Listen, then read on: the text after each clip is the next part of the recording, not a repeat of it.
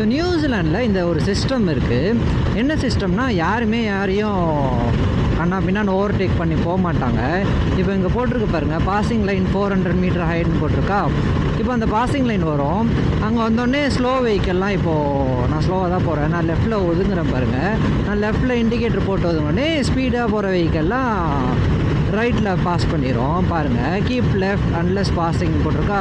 நான் இப்போ லெஃப்ட்டில் இண்டிகேட்டர் போட்டு போகிறேன். இப்போ ரைட்டில் எவ்வளோ அழகாக பாஸ் பண்ணுவாங்க பாருங்கள். அவ்வளோதான், பாஸ் பண்ணிவிட்டு அவங்க ஆட்டோமேட்டிக்காக லெஃப்ட்டில் வந்துடுவாங்க. ஸோ பாஸ் பண்ணோடனே லெஃப்ட்டில் இண்டிகேட்டர் போட்டு ஒதுங்கிடுவாங்க. ஸோ பாஸ் பண்ணுறதுக்கு மட்டும் அந்த லைனை யூஸ் பண்ணிப்பாங்க. அது எனக்கு ரொம்ப பிடிச்சிருந்துச்சு.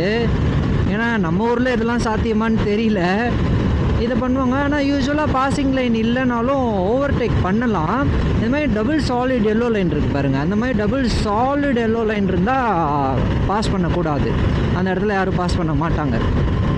ஸோ இங்கே பாசிங் லைன் முடிஞ்சிருச்சு, வந்தோடனே இந்த ரோடு மர்ஜ் ஆயிரும் இங்கே ஆட்டோமேட்டிக்காக. இது மாதிரி ஸோ ஒயிட் லைன் நான் காமிக்கிற பாருங்கள்.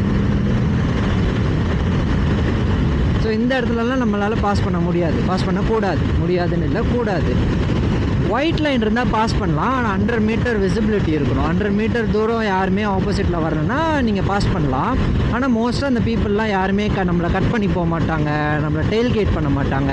பாசிங் லைன் வர வரைக்கும் வெயிட் பண்ணி ஸ்லோ வெஹிக்கல்லாம் லெஃப்ட்டில் போயிடும், ஸ்பீடாக போகிற வெஹிக்கல் ரைட்டில் போயிட்டு ஆட்டோமேட்டிக்காக லெஃப்ட்டில் வந்துடும். நான் 90% பீப்புள் ரொம்ப ஒபீடியண்ட்டாக இருப்பாங்க, ரூல்ஸை கரெக்டாக ஃபாலோ பண்ணுவாங்க. அந்த 10% நம்ம ஊரில் இருக்கிற மாதிரி சில கிராக்குங்க இருக்குங்க, அதுங்க தான் டெயில்கேட் பண்ணோம், கண்ட இடத்துல பாஸ் பண்ணோம், அது மாதிரியும் இருக்குது.